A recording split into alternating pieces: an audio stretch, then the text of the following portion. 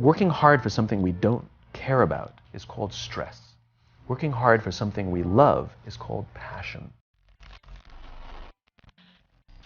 I think one of the mistakes that people make is they think purpose comes from their job. I've been a whatever for so many years, and when then I lose my job or I retire, I now don't have a sense of purpose because I so closely associated my self-worth with the job that I did. I knew what my job was. I had a sense of purpose. And one wonders if those things are conflated, right? Which is I had a sense of purpose for my job, but then when I didn't have the job, all of a sudden I woke up in the morning, didn't know what to do. The purpose is not your MOS. Your purpose is not you're a saw gunner. Your purpose is not the job that you wake up to do every day. Your purpose is something bigger. I have 5 little rules that you can follow as you find your spark and bring your spark to life. The first is to go after the things that you want. Let me tell you a story. So a friend of mine and I, we went for a run in Central Park. The Roadrunners organization, on the weekends, they host races. And it's very common at the end of the race, they'll have a sponsor who will give away something, apples or bagels or something. And on this particular day, when we got to the end of the run, there were some free bagels. And they had picnic tables set up, and on one side was a group of volunteers. On the table were boxes of bagels, and on the other side was a long line of runners waiting to get their free bagel. So I said to my friend, let's get a bagel. And he looked at me and said, the line's too long. And I said, free bagel. And he said, I don't want to wait in line. And I was like, free bagel.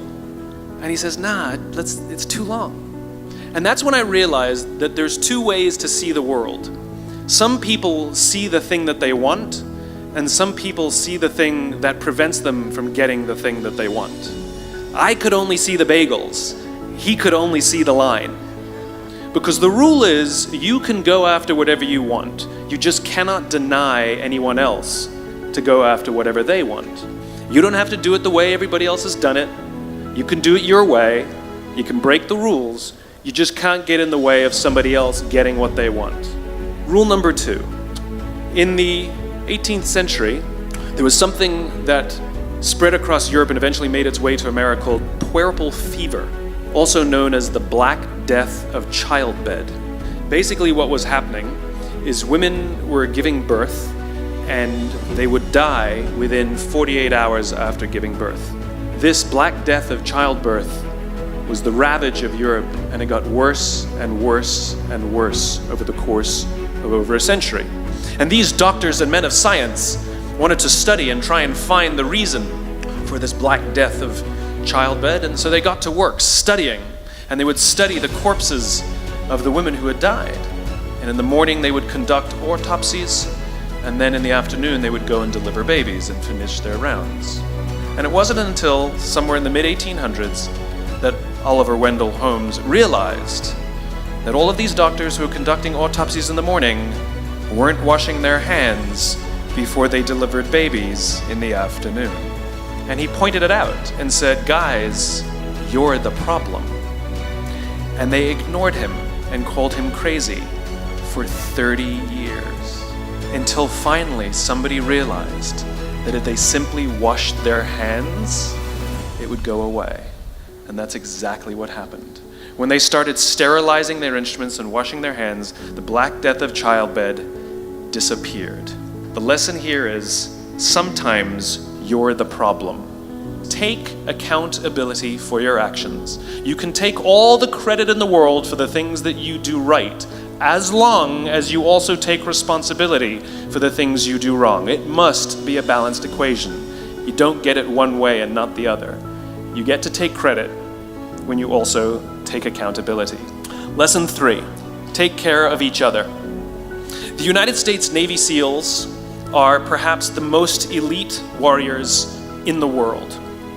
And one of the SEALs was asked, who makes it through the selection process? Who is able to become a SEAL?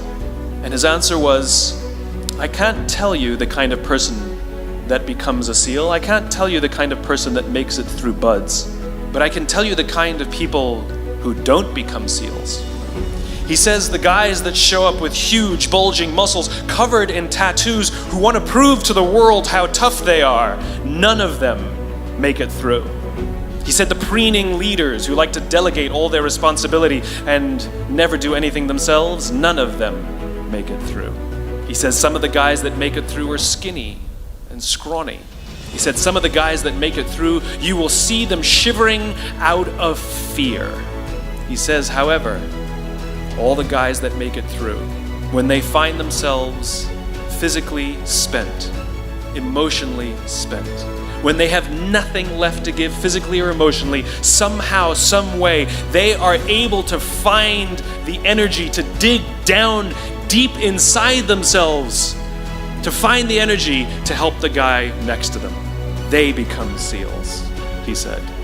You want to be an elite warrior. It's not about how tough you are. It's not about how smart you are. It's not about how fast you are. If you want to be an elite warrior, you better get really, really good at helping the person to the left of you and helping the person to the right of you. Because that's how people advance in the world. The world is too dangerous and the world is too difficult for you to think that you can do these things alone. If you find your spark, I commend you. Now, who are you going to ask for help, and when are you going to accept help when it's offered? Learn that skill. Learn by practicing helping each other. It'll be the single most valuable thing you ever learn in your entire life, to accept help when it's offered and to ask for it when you know that you can't do it. The amazing thing is, when you learn to ask for help, you'll discover that there are people all around you who've always wanted to help you. They just didn't think you needed it because you kept pretending that you had everything under control. And the minute you say, I don't know what I'm doing, I'm stuck, I'm scared, I don't think I can do this, you will find that lots of people who love you will rush in and take care of you. But that'll only happen if you learn to take care of them first. Lesson 4.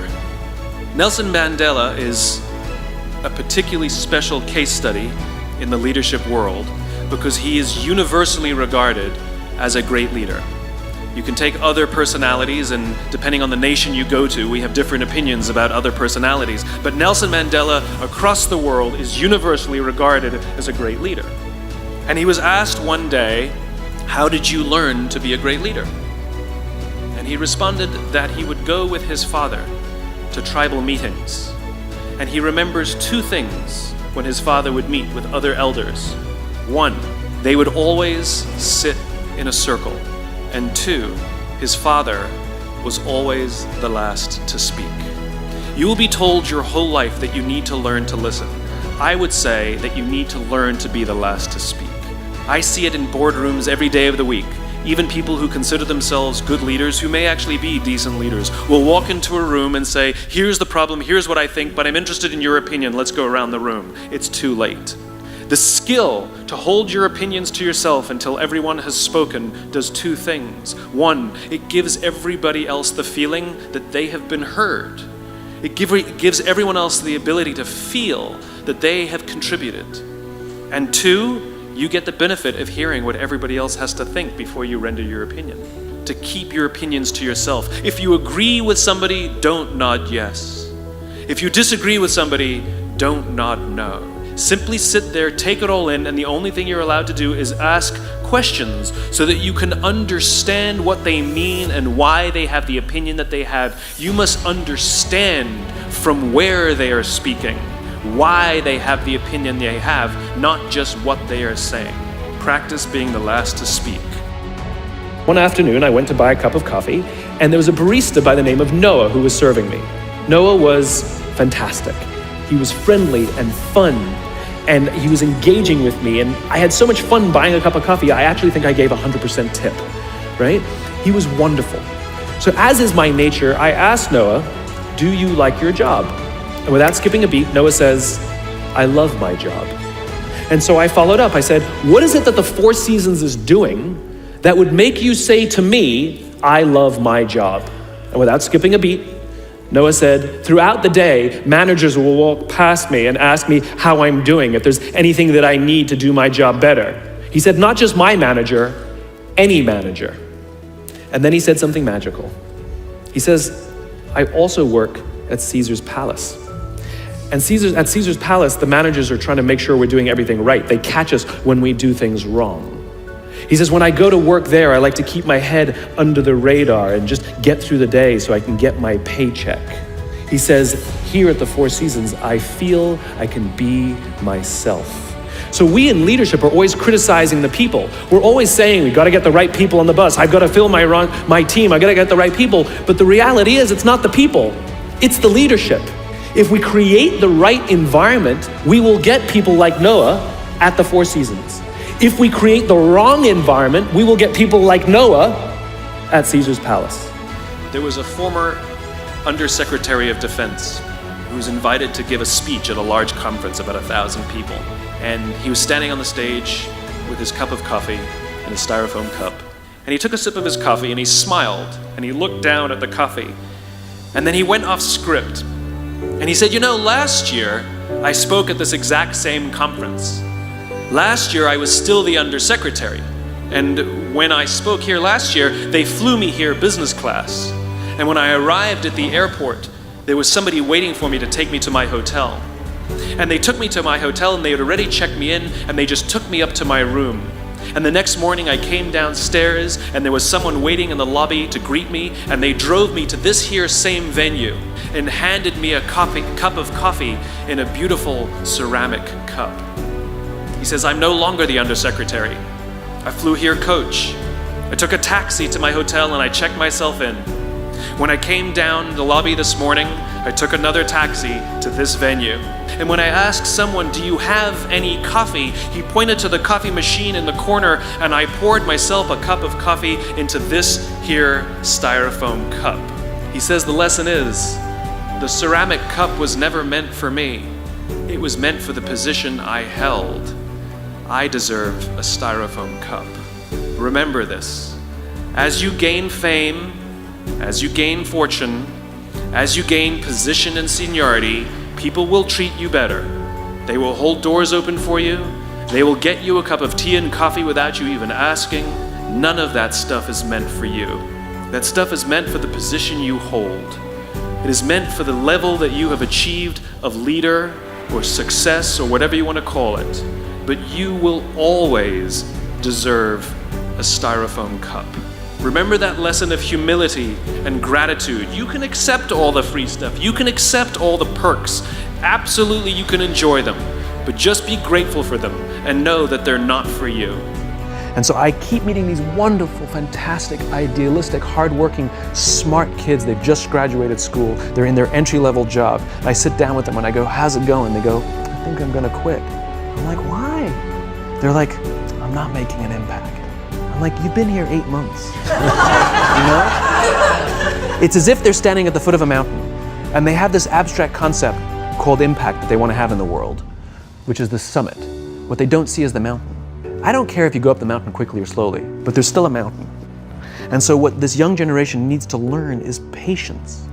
That some things that really, really matter, like love or job fulfillment, joy, love of life, self-confidence, a skill set, any of these things, all of these things take time. Sometimes you can expedite pieces of it, but the overall journey is arduous and long and difficult. All you need to do is have the will and the desire to want to understand what drives and inspires you.